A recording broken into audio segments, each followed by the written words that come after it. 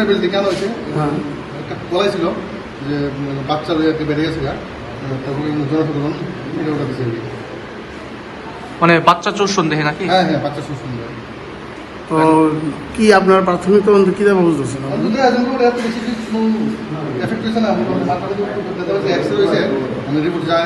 আদৌ কি বাচ্চা চোর নাকি?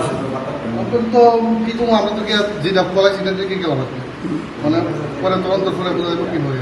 ইসরাবেল কোন জায়গার থেকে? এটা ইসরাবেল বাচ্চা চুমের একটু আগে। নামটা পাওয়া গেছে না? নাম তো বিরূপ না কি বলবো, নাম জানি না। ত্রিপুরা মনে হইতেছে নাকি? বাইরের লোক।